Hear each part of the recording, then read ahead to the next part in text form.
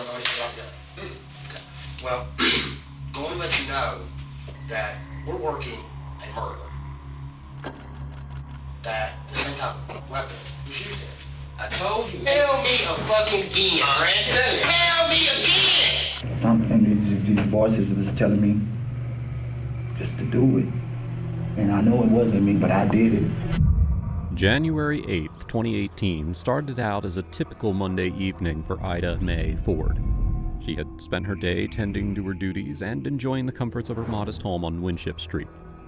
Little did she know that her life was about to be tragically cut short. Around 9:30 p.m., wrapped up in her pajamas and wearing a shower cap, Ida Mae decided to step outside, carrying an umbrella against the misty night air, planning to head to the nearby corner store. She carried her cell phone in hand, unaware that something truly gruesome was awaiting her. 911, where's your emergency? Hello, yes, ma'am. I was passing through Winship Street, and I seen a guy laying in the middle of the road next to with an umbrella. Do you know if this is a white male or a black male? It's a black male. He was just laying in the middle of the street, but like I said, it's very dark out here, because it's like right here by a cemetery, so I didn't want to stop. Upon their arrival, the deputies discovered Ida Mae lying on the pavement with a gunshot wound to her chest.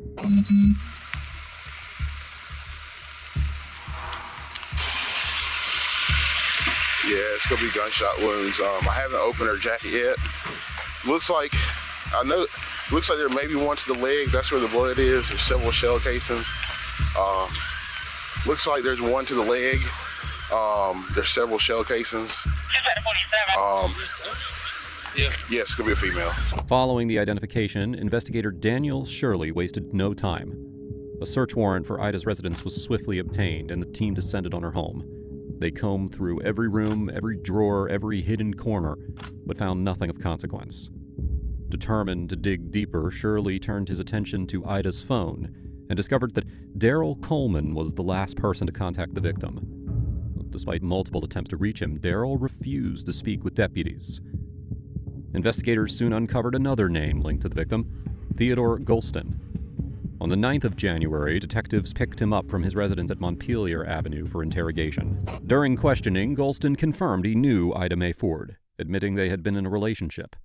He revealed they had lived together for several years, but had since separated. When asked about his whereabouts on the 8th of January, Golston claimed that he was at work until around 5 p.m. and then went home.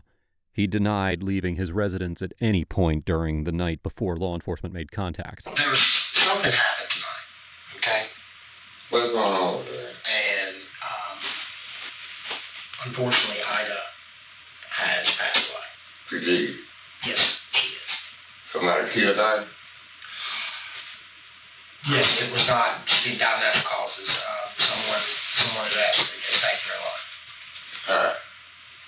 Well, we're not sure yet. We've got waiting on the autopsy stuff to be done, but that's why I'm trying to hunt you down and speak with you and see what maybe you can give me that might can help me find out who did it.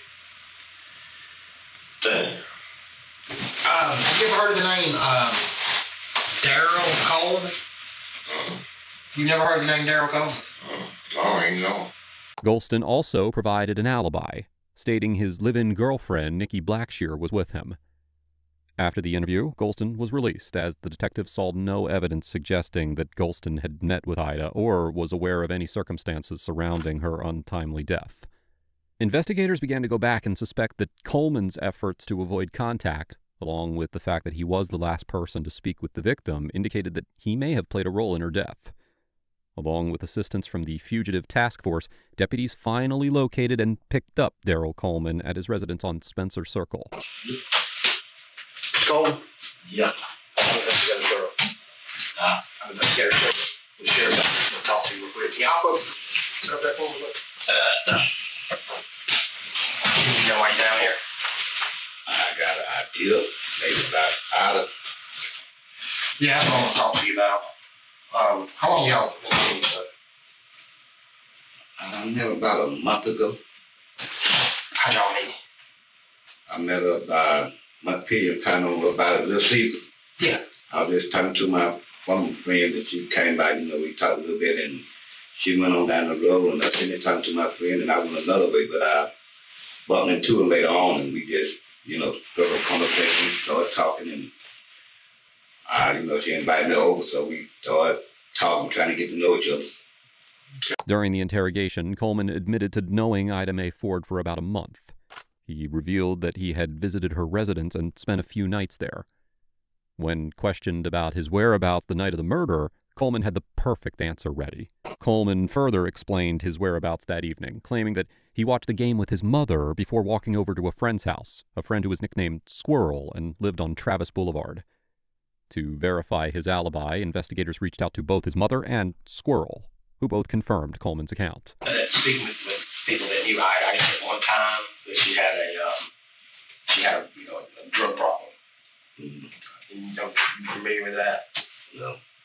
She told me she didn't like drugs and stuff. She never told you that she had one time had been involved in drugs? Nah. I guess that might have been a talk for the future or something. Mm-hmm. But, nah. No, not really. It doesn't have a bearing on that or whatever. Do you have any issues there on drugs? And if you do, you do. I mean, yeah. What kind of problems you got? I know they do the smoke some. That's what? I mean, like, weed, stones. Yeah. Stones? Yeah. But she didn't. Nah. She didn't do with you or never say she did or anything like that? Nah. During further questioning, Coleman revealed that he first learned about the murder from a friend who called him to ask if he had spoken with Ida, mentioning there had been a murder in her neighborhood. I told her I talked to her earlier, and I said, well, I didn't talk to her later. I said, but let me call her and, see what she okay and everything. So I called, and the phone kept going to the answer machine.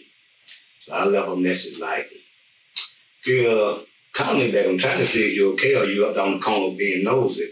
Because I didn't know it was her at that time. I said, you up on the corner being nosy or whatever. And I got called probably about 5 or 6 times. But nobody never answered the phone. Well, that made me start, kind of worried a little bit. Now, around what time was that? And, I got to give it. I'll have off cold. Sheriff, you want to see it? You don't mind? Yes. The detective contacted Coleman's friend, Brenda Clark, by phone. Clark stated that she saw Coleman 3 times on the night of the murder, once at Joy's Pick and Scratch, located across the street from his house, and then in the driveway with a beer in hand. Clark added that she learned about the murder from the news and then immediately called Coleman to inform him. Meanwhile, Coleman, seated alone in the interrogation room, began to show signs of nervousness. Minutes later, with his story holding up under scrutiny, Coleman could finally breathe a sigh of relief. However, the detective's suspicions lingered, leading him to question Coleman about the weapons he owns. Yeah. When was the last time you shot a gun? In years. Like? Yeah. Go ahead. What? Want to test it or something? Shit, some tells me you've been down this road before. Nah, I just check out some detective things and what they be doing and stuff. So I figure since you asked me that question, you might have some kind of test you want to check it on. There it is. Let me see your hand. Oh, well. Talk. Like Rufus, you know. So my crime lab guys, they on the way down here, so you let them swab your hands? Yep. Okay, without search warrant, consent? Yep. Okay. So you said the last time that you fired a gun was years ago? Yeah. Okay. So, if anything on there, I don't know how or where it comes from. It's some kind of miracle with some... You haven't been around nobody else shooting a gun? Chemicals or something. Oh, I said years ago. No, it didn't like a year or 2 ago. When you say years ago, I'm assuming you're talking like back in the day. Yeah, 10, 15, 20. But you say it's been about a year ago? Yeah, a year, maybe more than a year. The detective tests Coleman's honesty by asking what punishment he believes the real killer deserves. Someone guilty of the crime might suggest a lighter sentence or rationalize why the murderer should be given a second chance, thus revealing their own guilt. To collect all the details about this case, at The Villains, we use a VPN to access news, research, and documents that would otherwise be restricted. Without it, these videos would be impossible to make. That's why we recommend today's video sponsor, Private Internet Access, or PIA. PIA is one of the most trusted VPN services out there, providing top-tier security, ultra-fast servers, and a seamless user experience. So what exactly does a VPN do? It encrypts your internet connection, hides your IP address, and protects your personal data. Basically, it puts your online activity in stealth mode. Whether you're streaming, gaming, or just browsing, PIA keeps your data private and your experience smooth. Want access to global content? With PIA, you can change your virtual location to 81 different countries, unlocking shows, movies, and websites that might not be available in your region. And if you're a gamer, PIA is a total game changer. It can lower your ping, reduce lag, and connect you to optimized servers so you can play at peak performance. And most importantly, your data stays yours. PIA uses military-grade encryption and has a strict no-logs policy. Even they don't track what you do online. Right now, you can get 83% off private internet access through my link in the description. That's just $2.03 a month, plus 4 extra months completely free. Stay private, stay secure, and browse without limits with private internet access. Deputy Johnson from District 3 ran the serial number of a .40 caliber pistol recovered during a traffic stop. Since Ida had been killed with a .40 caliber weapon, this discovery raised suspicion. Johnson had pulled over Brandon Mitchell for a tag violation, and upon detecting a strong smell of marijuana, searched the vehicle. He found a black backpack with about a pound of marijuana and a Smith & Wesson .40 caliber pistol. Mitchell was taken down to the station for questioning about Ida's murder and a separate shooting at Mercer University involving a .40 caliber weapon. All right, Vernon, here's the thing. Now, I already know that you know, because you were out there, that deputy's got a gun out of your car. Okay? And what kind of gun was it? Your gun, right? Your gun? Okay. They got a gun out of your car. They didn't tell you that to say? Okay. Well, they got a gun out of your car.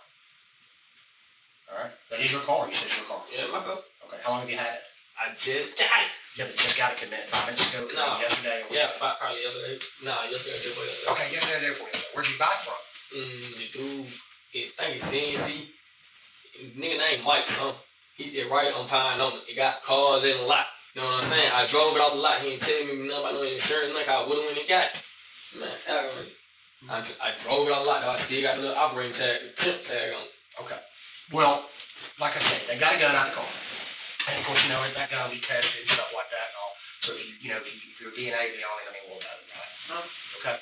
So, I mean, you said you don't know anything about guns. Okay. Well, the gun is a .40 caliber. Okay. Now, going to let you know that we're working a murder. Okay. That the same type of weapon was used in. And you so happen to get picked up today with what? The same type of weapon, right? So, how do you think that looks? You want to go to me? I'm telling you. You put two together. I don't even damn thing. Okay. I just left my girlfriend out. Okay. Where's your girlfriend live at? Call her. She didn't tell you I just left. She was calling the phone anyway. She want to know where I'm at. Where she live at? On Cypress. Cypress? Yeah, Cypress. Right on by Burn, close where you pulled me over. Cypress Drive. And right up by Carlisle. CYPRESS. Right out the other place. Cypress. Out by First Burn. First season? I don't know first season. Yeah, it's over there by there. The detectives are direct and no nonsense, giving Mitchell no opportunity to make up a story. By the way, if you're finding the video interesting so far, do us a favor and hit that like and subscribe button. It really supports the channel. Now, let's dive right back in. Well, how long have you known about the gun? How long has it been in your car? How long have you touched it? What do you mean, how long I touched it? I got it and I found the book bag and I walked on my before I bought my car. Okay, where was that at? My mom, I don't eat. Okay, so you found the book bag. And the gun was in the book bag too. Okay. And what else is in the bag? What's up, man? I can find anything. Man, you know what's going on. Yeah. That's probate, right? Same difference. No. Big difference. Big difference. Well, you ain't find it where he told you. He pulled you over. Right, bullshit. Okay, that wasn't good. We ain't talking to you about what you got in the car. There's only one thing we concerned with.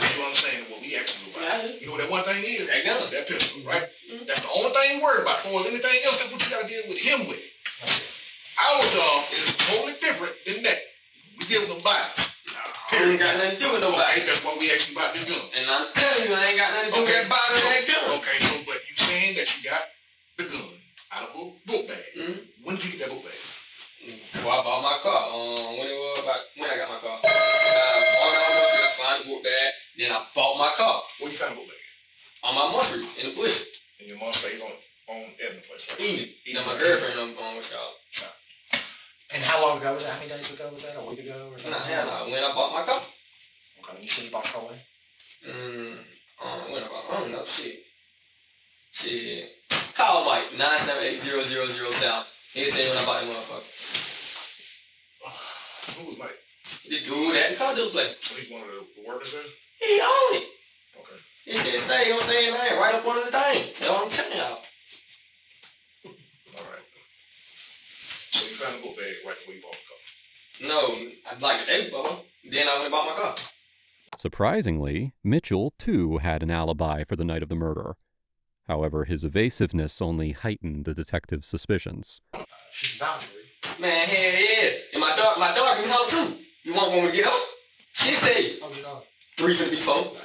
She say, well, I'll be here tonight. You want me to tell you call brother, you call mom, you call, man, about 7, 8 people in the house that know I be up every night. Okay. Y'all shit. We talking about one? No, they be right out there. Yeah. We talking about Monday, period. Alright, well, shit, they know I be up every day. I mean, every Monday. They know that all that Monday. Okay. Y'all shit. And your brother? No, you're the one that wanted to hear Trigger. Is Jermaine. Huh? Jeremy, right? Well, there was. I was at his house. Right, Monday. Mm-hmm. Around what time was that? I told you, I take my daughter to school at 8. Tell me a fucking again, Brandon. Tell me again. It's like moving now. It's like I tell you, I take my daughter to school at 8 o'clock every morning. And then I leave my girlfriend by 12 when she go to work, because she go to Bubba Mobile Tire at 11:30. We're not talking about every morning, we talking about Monday. That's what I'm talking about. Monday, it's the same difference. What you mean? Monday, I took my daughter to school. Boom, dropped off. I came back home. I got there about 8:30, 9 o'clock. I laid down, left about 11:30. When my girlfriend went to Bubba Mobile Tire, then I went to G-Man house. What I'm telling you about. I left his house about motherfucking 8 or 9 o'clock when she get off at Mason, because she get off at her dad's off at 3, then go to Mason about 4 or 5. That's what I'm telling y'all. Then I went home to her, and she can tell you that. The detectives employed the classic good cop, bad cop tactic. Detective Shirley adopted the role of the tough, intimidating bad cop, sitting close to the suspect and raising his voice when answers were withheld. Meanwhile, Detective Shockley remained calm and approachable, playing the role of the good cop. This dynamic encourages the suspect to trust the good cop, opening up under the pressure of the bad cop's intimidation. All right, what's your last name? Man, ain't much. Is anybody else with you? Anybody else with you? We're talking Riding, going to different places? No. By yourself? It's right on. It's around, well, I don't care if it's around the fucking corner. I'm telling you, you have another motherfucker in the car with you. No. Okay? You get what I'm saying now? You understand? Another motherfucker in the fucking car with you. There you were by yourself. Which one? I rolled by myself to my brother's house, and I rolled back from my brother's house with myself, back to my girlfriend's house. What's your phone number? 972-2661.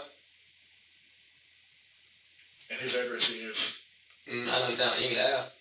So, when you left there to go to your girlfriend's house on Cypress, did you walk on English Avenue? No. Cypress? How'd you get there? I drove back through Roy, where he just pulled me over. What you was driving? My car. Okay, what you just said you got the car about 2 days ago. I told you, I can't remember when I bought my car. Call Mike. He'll tell you, I told you, call Mike. He'll tell you when I bought 2,500. 2006 Crown Vic. You can't remember when you bought the car. No. How the fuck can you not remember when you bought your car? Man, it had to be on the 7th. I think it was on the 7th, matter of fact. On the 7th you bought it? Mm-hmm. Okay, which would mean that would be Sunday. Nah, hell no, I better do it on You Sunday. want to make a bet? It was Sunday? You want to fucking make a bet? Look, we want to challenge us, okay? Look at that. Sunday, the 7th. I grabbed my phone. I took a picture of my car there I bought it. I can show you the day I bought that motherfucker. It probably was a Sunday. Okay. Matter of fact, his car in my car. It's sitting in the motherfucking middle. Okay. So, because they got your phone, right? Yeah. Okay. So we'll be able to look through the phone. What's your phone? The 972-1590? Mm-hmm. The detectives paused to regroup. After a brief break, Detective Shockley returned to inquire about Mitchell's whereabouts on the day of the murder.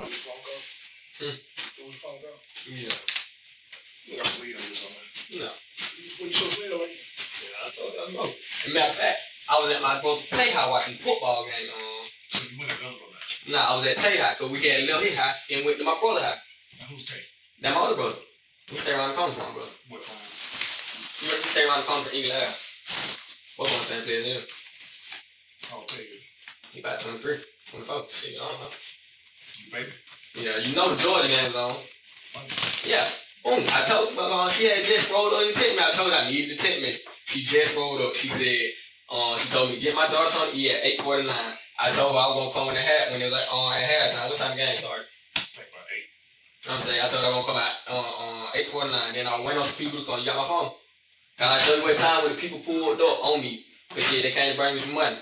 I can tell you what time I was still sitting there at my brother's house because they came to bring me money. Because I waited for my other brother to come back. So my thing out, right? Yeah. And then, boom, what I say? And then I had went home. Shit, I don't think I'll tell when I got home, though. But yeah, shit, I told you, I was at my brother's house watching the game, food out. It was about 12 people that survived. Did you have that book back in? So you haven't found it yet? Yeah. Shit, I told you I went driving with it. But you had found it already? Yeah. And you found it, what, Saturday, Sunday, Monday? Man, I told you, I don't know where that found it. Well, same day you bought the car, right? Or before you bought the car? No, I found it the day before I bought the car. And you bought the car Sunday? Mm-hmm. Mitchell stated that on the night of the murder, he was at his brother's house on Vineville Avenue watching a game. To verify his alibi, Detective Shirley contacted Mitchell's brother, Dossier, who confirmed that Brandon had indeed been at his home, consistent with the timeline that Mitchell had provided. With Mitchell's consent, DNA swabs were taken, and the gun was submitted to the crime lab for analysis. Okay. Me, as an adult, to an adult, someone adult, you're a young man, as a parent, okay? You're not telling them that we ain't got to worry about no more. And plus, what we do for a living, probably that. And the reason, listen. The reason being is that I kill my gratitude. Okay. Okay. 30 homicides last year. Now, how many of those 30 do you think were your age and younger? I would probably say, 80%. I'm just telling you something to keep this in mind. I know you won't believe me. You'll be like, walk away from here and say, fuck him. If you keep going like you're going now, you're going to end up being a statistic. We're going to be investigating. I'm going to be standing over your dead bodies in the street, okay? And then what'll happen is we'll bring someone down here and like you. just like you are, okay? You graduated high school, right? Yeah. Okay, you got your diploma? Mm-hmm. Okay. You need to focus on doing more than that and moving forward and doing something better for you and your community. Don't be like the rest of them out here. You hear me, Brandon? Be different, okay? After a pep talk about making better choices, Brandon Mitchell was eventually arrested on unrelated charges, including possession of marijuana and illegal weapon carry. After hours of intense interrogation, the detectives were left with more questions than answers. There were no suspects, no clear motives. With each passing hour, the case grew colder. That is, until, miles away, someone in custody made a shocking confession. So, from my understanding, and I know you probably want to jump to the point, I know they've been talking to you for a long time today, right? Yes, sir. And I know you probably want to be around the bush about it or nothing, but they said, we were informed about a homicide of a lady in Macon that happened a few weeks back. What can you tell me about that? I saw a lady walking, I think I was right before Madden Avenue. She asked me where I was going. She said she was going one way. I said I was going another way, and I shot her. Okay. Can you tell me a little bit about, you said it was on Madden. Or right before Madden. And so was she coming towards you, bud? I kind of stopped and waited till she caught up to me, and we had those few words, and I shot her. Okay. Where did you shoot her at? I think maybe in the head, probably. On January 24, 2018, Quentin Sanders was formally charged with murder, aggravated assault, hijacking a motor vehicle, and armed robbery. He was promptly taken into custody.